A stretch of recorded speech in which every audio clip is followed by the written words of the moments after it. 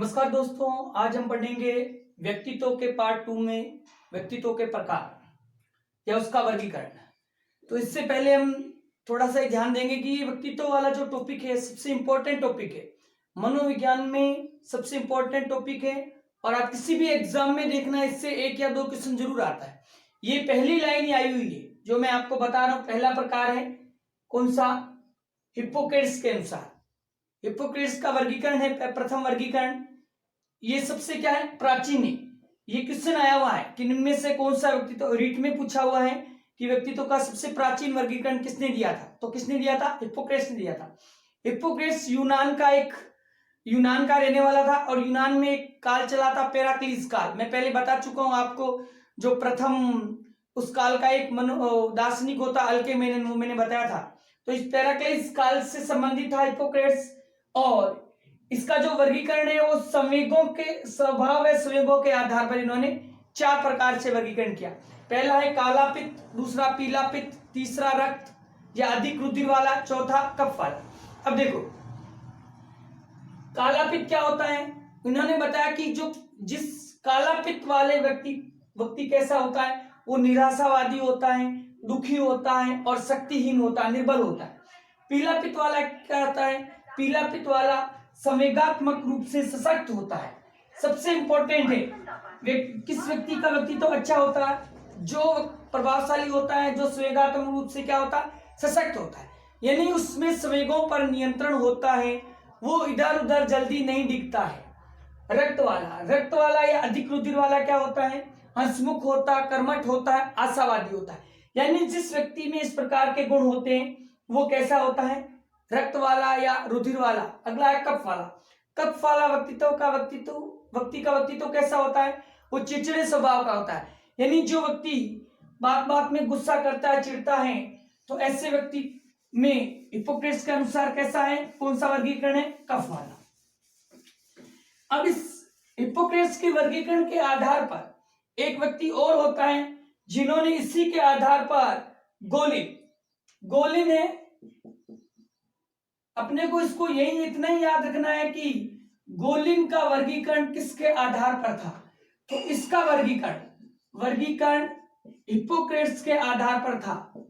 Hippocrates के आधार पर था, यानी उनके वर्गीकरण के आधार पर उठाकर इन्होंने किया और इसका वर्गीकरण हिप्पोक्रेट्स को आधार मानकर किया था। लेकिन कैसा था कैसा? शारीरिक द्रव्यों के आधार पर, द्रव्यों के आधार पर था। और इन्होंने कितने प्रकार बताया था? इन्होंने 4 प्रकार के बताए थे। बस इतना ही याद रखना है कि हिप्पोक्रेट्स के आधार पर किसने अपना वर्गीकरण दिया था। तो अपने को याद रखना, गोलिन ने दिया था और उसके वर्गीकरण का मेन जो किस आधार पर बांटा था, उन्होंने शारीरिक द्रव्यों के आधार पर कितने प्रकार बताए थे? 4 प्रकार बताए थे। कितने बताए थे? 4 प्रकार। अगला वर्गीकरण है प्राचीन। नेक्स्ट वर्गीकरण है आपका कपिल मुनि के आधार पर। कपिल मुनि के आधार पर। कपिल मुनि कौन थे? कपिल मुनि सांख्य दर्शन के प्रवर्तक थे। हमारे वेदों में वैदिक काल में 6 दर्शन थे जिसे षट दर्शन कहते हैं, जिसमें सबसे प्राचीन कौन सा दर्शन है? सांख्य दर्शन। और जिसके जन्मदाता कौन है? कपिल मुनि। और राजस्थान से तो कपिल मुनि का काफी लगाव था, क्योंकि कपिल सरोवर कहां पर पड़ता है? कोलाई, बीकानेर, जहां पर इन्होंने झील का निर्माण कराया था, कोलाई झील। तो वही कपिल मुनि है। इनका जो वर्गीकरण है वैदिक आधार पर था। 3 प्रकार का। पहला है सतोगुण, रजोगुण और तमोगुण, यानी सात्विक, रजव और तम। सतोगुण क्या है? यानी सतोगुण वाले व्यक्ति का व्यक्तित्व ऐसा होता है जो ईश्वर और धर्म में अधिक विश्वास करने वाला व्यक्ति, यानी ईश्वर प्लस धर्म में अधिक विश्वास करने वाला करने वाले व्यक्ति का व्यक्तित्व कैसे होता है, कैसा होता है, सतोगुण कहलाता है। और रजोगुण का अनुसार रजोगुण क्या है, जो कर्म में विश्वास करने वाला, कर्म में विश्वास करने वाला, कर्म भी कैसा, निष्काम कर्म योग, यानी बिना फल की इच्छा से कर्म करने वाले व्यक्ति का व्यक्तित्व कैसा होता है, रजोगुण। अब है आपका तमोगुण। तमोगुण वाले व्यक्ति का कैसा है, जो सुख प्राप्ति की इच्छा रखने वाला, सुख प्राप्ति की इच्छा रखने वाला व्यक्ति का व्यक्तित्व कैसा होता है, तमोगुण होता है। जैसे आपने देखा होगा सदर्शन में भी एक चार्वाक का दर्शन है, एक चार्वाक का दर्शन है। चार्वाक का दर्शन इसी तमोगुण पर आधारित है। चार्वाक क्या कहता था, जब तक जियो घी पियो, जब तक जियो शौक से जियो, ऋण लेकर घी पियो, कि आप तो शौक से जियो चाहे कर्ज क्यों नहीं हो, घी पियो, क्योंकि दादा खाए या पिए पोता बिल चुकाए, इससे बिल अपने आप चुका देंगे, चुकाना होगा तो ये था कपिल मुनि के अनुसार सतो, रजो और तमो। ईश्वर में विश्वास, कर्म में विश्वास, सुख की प्राप्ति, किसका वर्गीकरण था, कपिल मुनि का वर्गीकरण। नेक्स्ट है आपका क्रेस्मर या क्रेचमर का वर्गीकरण। क्रेस्मर या क्रेचमर का वर्गीकरण। अभी क्रेस्मर या क्रेचमर ने जो अपना वर्गीकरण दिया है, किसके अकॉर्डिंग दिया है, ध्यान रखना, शारीरिक बनावट के अनुसार, किसके अनुसार है इसका वर्गीकरण, ध्यान रखना, शारीरिक बनावट के अनुसार, व्यक्ति के जो शरीर की जो बनावट है उसी के अकॉर्डिंग इन्होंने वर्गीकरण दिया है। और कितने प्रकार बताए हैं, 3 प्रकार का बताया। कितने प्रकार का बताया, 3 प्रकार का बताया। 3 कैसा, सबसे पहले निर्बल शरीर वाला, दूसरा इन्होंने बताया है खिलाड़ी या सुडौल शरीर वाला, तीसरा इन्होंने बताया है, कौन सा बताया है, नाटा या गोलाकार। देखो नाम से ही जो व्यक्ति निर्बल शरीर मतलब क्या होता है, दुबला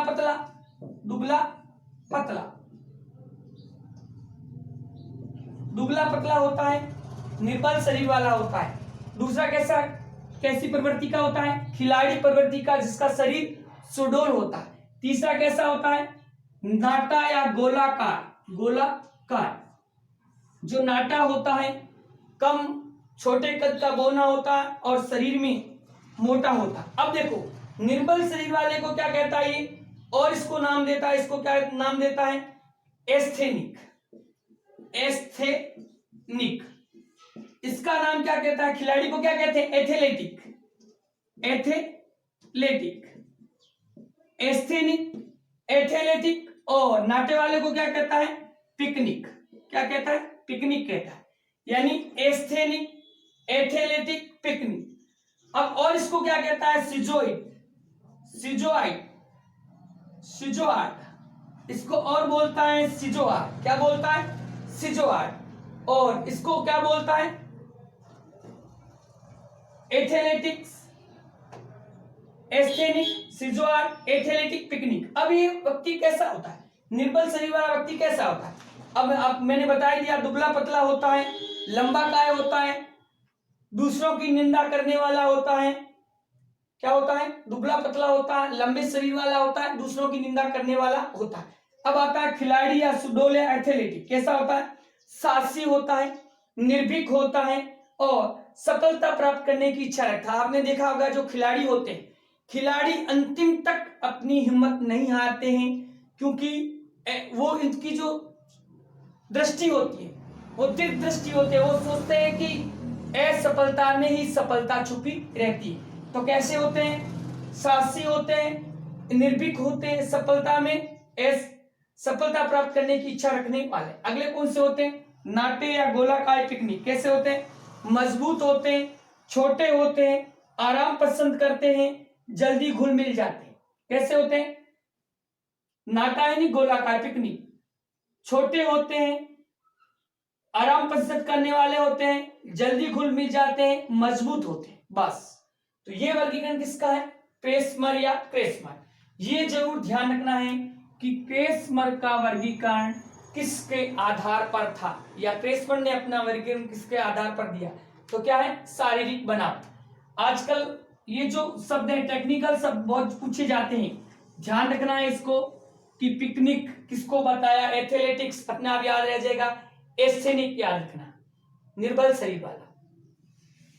नेक्स्ट है, अगला वर्गीकरण है सेल्डन का वर्गीकरण। अगले वर्गीकरण किसका है? सेल्डन। सेल्डन ने भी अपना वर्गीकरण किसके आधार पर दिया था? शारीरिक बनावट के आधार पर, बनावट के आधार पर। दोनों का वर्गीकरण क्वेश्चन ये भी पूछा हुआ सेट के अंदर, आरपीसी द्वारा आयोजित सेट में पूछा हुआ कि निम्न में से किस दो ने अपना वर्गीकरण, व्यक्तित्व का वर्गीकरण शारीरिक बनावट के आधार पर दिया था? तो किसने दिया था? सेल्डन। तो सेल्डन ने, इन्होंने भी तीन बताई थी, तीन प्रकार बताई थी। कैसे कैसे? गोलाकार, गोलाकार। दूसरा क्या बताया था? आयताकार, आयताकार। तीसरा बताया था लंबाकार। देखो नाम से ही पता लग जाएगा, जो गोल गोल रहता है शरीर में वो कैसा होता है? गोलाकार। जो लंबा चौड़ा रहता है वो कैसा होता है? आयताकार। और जो दुबला पतला लंबा होता है वो कैसा होता है? वो कैसा होता है? लंबाकार। अब गोलाकार को और क्या कहता है? एंडोमार्फिक, एंडोमार्फिक। क्या कहता है? एंडोमार्फिक। आयताकार को क्या कहता है? मिसोमार्फिक, मिसोमार्फिक कहता है। और लंबे कार को क्या कहता है?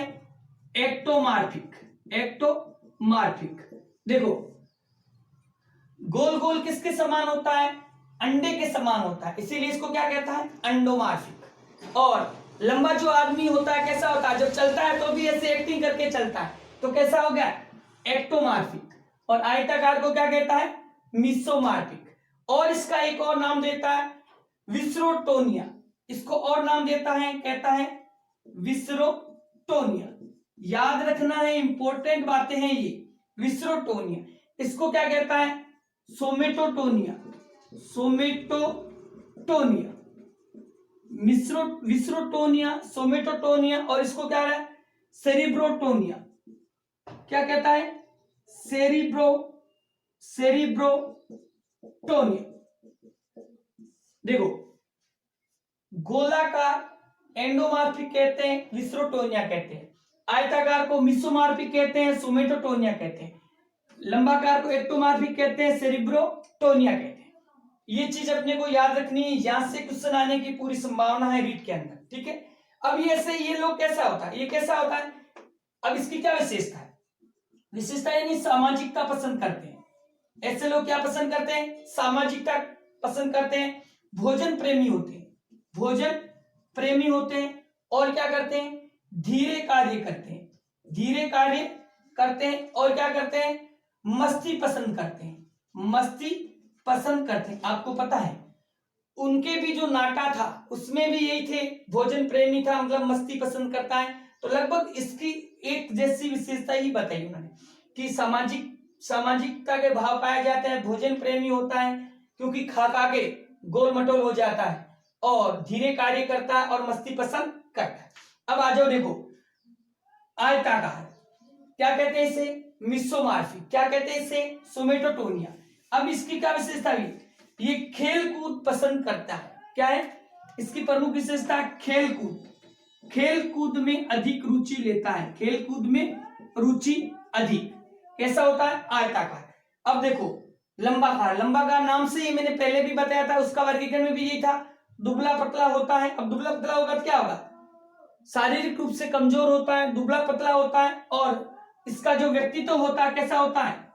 अंतर्मुखी व्यक्तित्व होता है, दुबला पतला होता है, दुबला पतला। और शारीरिक रूप से क्या होता है? कमजोर होता है। तो ये क्या कहलाता है? लंबाकार एक्टोमार्फिक सेरिब्रोटोनिया। किसका वर्गीकरण था ये? सेल्डन का।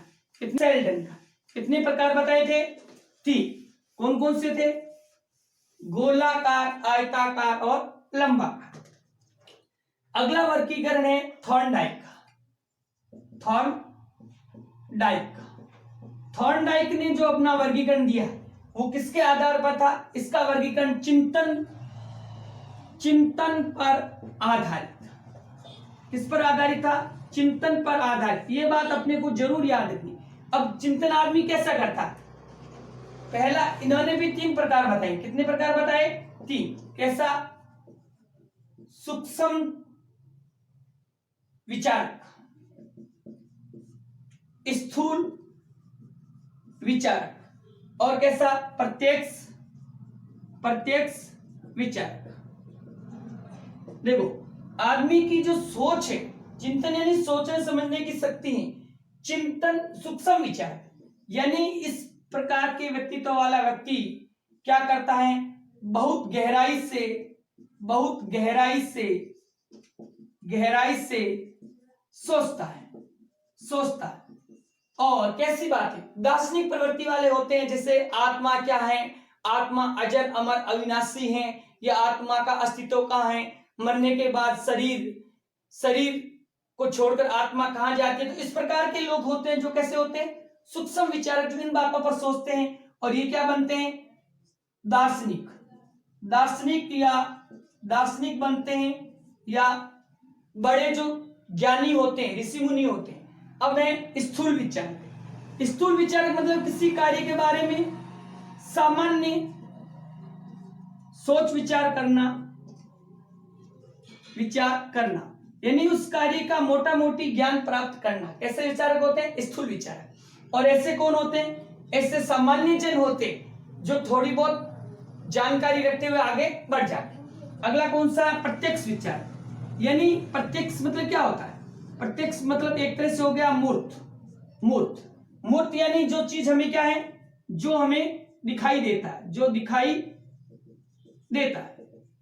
और जो चीज दिखाई देता है, जो मूर्त है, उसके बारे में क्या करना? सोचना या चिंतन करना। तो ऐसे व्यक्तियों का कैसा होता है व्यक्तित्व? प्रत्यक्ष विचारक होते हैं। और ऐसे व्यक्ति क्या बनते हैं? जैसे आपके इंजीनियर, मैकेनिक जो बनते हैं, उनका व्यक्तित्व कैसा होता है? प्रत्यक्ष विचारक वाला व्यक्तित्व होता है। ठीक है। और इस स्थूल विचारक वाले कैसे? जैसे अध्यापक, तो वो उस सामान्य जानकारी को प्राप्त करते हुए आगे बढ़ जाते हैं। तो ये किसका वर्गीकरण था? ये था आपका थॉर्नडाइक का वर्गीकरण। नेक्स्ट है वर्गीकरण आपका व्यक्तित्व का आधुनिक वर्गीकरण। कैसा वर्गीकरण? आधुनिक यानी वर्तमान समय में किस प्रकार का व्यक्तित्व पाया जाता है? आधुनिक वर्गीकरण। अब आधुनिक वर्गीकरण की मैं बात करूं तो ये 3 प्रकार का बताया है। कैसा बताया है? 3 प्रकार का। पहला कौन सा है? भावुक। कैसा व्यक्तित्व? भावुक। दूसरा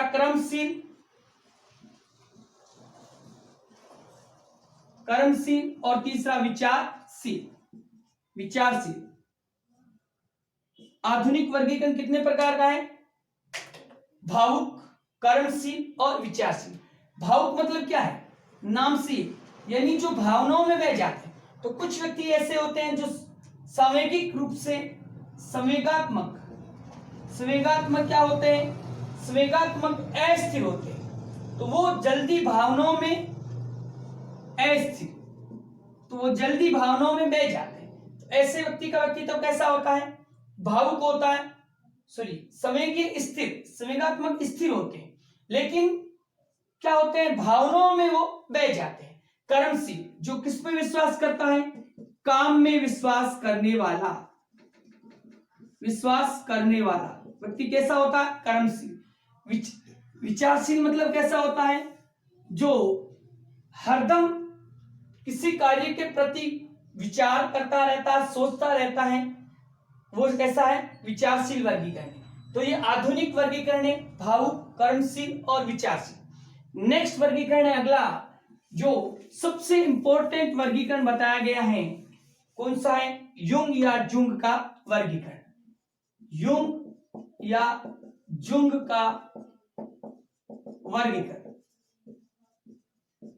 युंग और जिंग ने कितने बताए थे? 3 प्रकार बताए थे। कौन कौन से? अंतर्मुखी, बहिर्मुखी और उभयमुखी। उभयमुखी। अब उसका जो वर्गीकरण है किस आधार पर था बताओ। देखिए बहुत इंपॉर्टेंट वर्गीकरण है। किसके आधार पर था? मनोवैज्ञानिक लक्षणों के आधार पर। कैसा? मनोवैज्ञानिक लक्षणों के आधार पर। लक्षणों के आधार पर। और सबसे क्या है? सबसे अच्छा, सबसे प्रचलित वर्गीकरण किसका माना जाता है? युंग या जुंग का वर्गीकरण माना जाता है। 3 प्रकार बताया था, अंतर्मुखी, बहिर्मुखी और उभयमुखी। ठीक है, इसको कहते हैं इंट्रोवर्ट, एक्सट्रोवर्ट और एम्बीवर्ट। ध्यान रखना, यहां से ऐसे भी पूछा जा सकता है।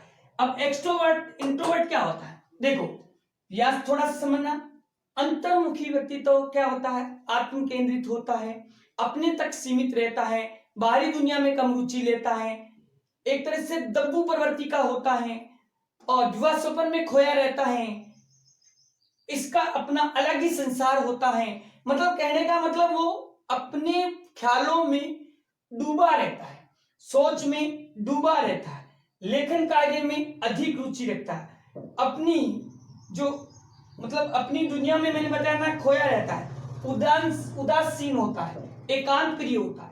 सारे किसके व्यक्तित्व के विशेषताएं हैं? किसकी विशेषता है? अंतर्मुखी। बहिर्मुखी इसके जस्ट अपोजिट हो जाएगा, यानी ये सामाजिकता से दूर रहता है तो सामाजिकता में अधिक रुचि लेता है। ये अंतर्मुखी होता है तो ये कैसा होता है? बहिर्मुखी होता है। मतलब ये मिलनसार नहीं होता तो ये अधिक मिलनसार होता है। लेकिन इन दोनों के गुण पाए जाते हैं, दोनों के गुण पाए जाने वाला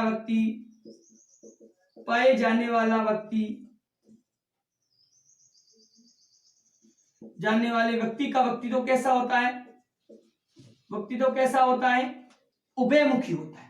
यानी जरूरत पड़ी तो क्या बन गया? अंतर्मुखी पड़ गया, और जहां जरूरत पड़ी वहां क्या हो गया? उभयमुखी बन गया। यानी जिस प्रकार एक प्रतियोगी परीक्षा का तैयारी करने वाला व्यक्ति, और सबसे अच्छा आज के टाइम में यही माना जाता है, क्योंकि जहां जरूरत पड़ी एक कमरे में बंद करके और लगातार 10-12 घंटे तैयारी करके कंपटीशन को फाइट कर लिया, और जहां जरूरत पड़ी वहां सामाजिक कार्यों में चढ़ बढ़ कर भाग लेने वाला कैसा कहलाता? उभयमुखी। अब देखो अंतर्मुखी को अपने को लिखेंगे कि इसकी क्या विशेषता है। देखो देखे इसको लिखना, वास्तविकता से दूर रहता है, आत्म केंद्रित होता है, असामाजिक होता है, उदासीन होता है, दिवास्वपन की आदत बनी रहती है, लेखन कार्यों में अधिक रुचि लेता है, एकांत प्रिय होता है, चिंता में डूबा रहता है, अपनी दुनिया में खोया रहता है, और दब्बू प्रवृत्ति का होता है। दब्बू प्रवृत्ति ये क्या होती है? मतलब इसे देखने में भी उसका जो चेहरे के हाव भाव और चेहरा है वो ऐसे उखड़ा उखड़ा नजर आता है। तो ये है अंतर्मुखी व्यक्तित्व वाला व्यक्ति। अब बहिर्मुखी वाला कैसा होता है? मिलनसार होता है। कैसा होता है? मिलनसार होता है, सहयोगी होता है, चिंताहीन होता है, सामाजिक कार्यों में चढ़ बढ़ कर भाग लेता है, स्पष्टवादी होता है, उत्तम भाषणकर्ता या वक्ता होता है। अब देखो अंतर्मुखी व्यक्तित्व वाला व्यक्ति क्या बनता है? ये जाकर आगे डॉक्टर हुआ, वैज्ञानिक हुआ, जो दार्शनिक हुआ, इस क्षेत्र में जाता। बहिर्मुखी वाला व्यक्ति क्या बनता है? कोई नेता हुआ, सामाजिक कार्यकर्ता हुआ, अच्छा वक्ता, भाषण करता हुआ, वकील हुआ, किसमें जाता? बहिर्मुखी। और उभयमुखी व्यक्ति वाला व्यक्ति क्या बनता है? मास्टर बन जाता है। तो ये वर्गीकरण किसका था? ये वर्गीकरण था आपका युंग या जुंग का था। किसका था? युंग।